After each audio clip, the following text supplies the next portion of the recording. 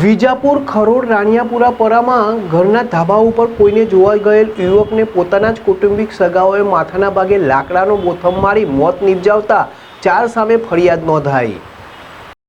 વિજાપુર તાલુકાના ખરોડ અને લાડોલ વચ્ચે આવેલ રાણિયાપુરામાં એક જ કૌટુંબિક ભાઈઓના આજુબાજુ આવેલ ઘરના ધાબા ઉપર સોમવારના રાત્રિના 12 વાગે કોઈને જઈ રહ્યા હોવાનો ભાસ થતા ધાબા ઉપર જોવા ગયેલ બાજુના ઘરની સીડી ઉતરી કોઈને જોતા જઈ રહેલ તે સમયે ધાબા ઉપરથી પાછા ફરતા બાજુમાં રહેતા કૌટુંબિક ભાઈ અને ભાભી સૂઈ રહ્યા હતા।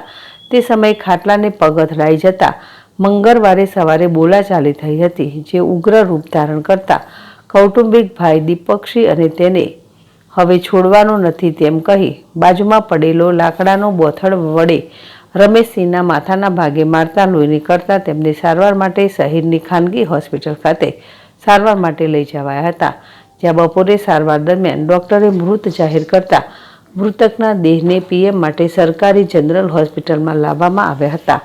પોલીસ સૂત્રોના જણાવ્યા મુજબ ખરોડ નજીક રાણિયાપુરા ગામના રમેશસિંહ બાબુસિંહ ઝાલા પશુપાલનને ખેતીનો ધંધો કરતા હતા, તેમના પરિવારનું ગુજરાન ચલાવતા હતા। ગત રાત્રિના સોમવારે ઘરના ધાબા પરથી રાત્રિના સમયે કોઈને જતો જોઈ જતા તેઓ ધાબા ઉપર જોવા માટે ગયા હતા।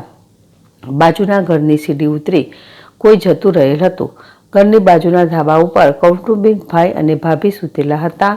તેમના ખાટલાને રમેશસિંહ ઝાલાનો પગ અથડાઈ જતા તેમના કૌટુંબિક ભાઈ દશરથસિંહ ગુસ્સે થઈને કહેવા લાગેલા, શું તું અમને જોવા આવ્યો હતો કહી ઝઘડો કર્યો હતો। સવારે 7 વાગે રાતના બનાવને લઈ દીપકસિંહ દશરથસિંહ ઝાલા તેમજ કિશનસિંહ દશરથસિંહ ઝાલા તેમજ દશરથસિંહ સરતનસિંહ ઝાલા તેમજ કિરણબેન દશરથસિંહ ઝાલા ઘરે આવી ઝઘડો કર્યો હતો।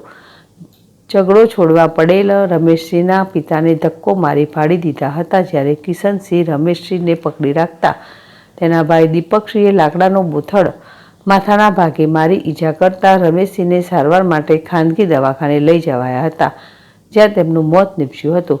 જે મુજબની 4 જણા સામે મૃતકના પત્ની ભાવનાબેન રમેશસિંહ ઝાલાએ પોલીસ મથકે ફરિયાદ નોંધાવી છે, જેની તપાસ પોલીસ ઇન્સ્પેક્ટર વનરાજસિંહ ચાવડાએ વધુ તપાસ હાથ ધરી છે।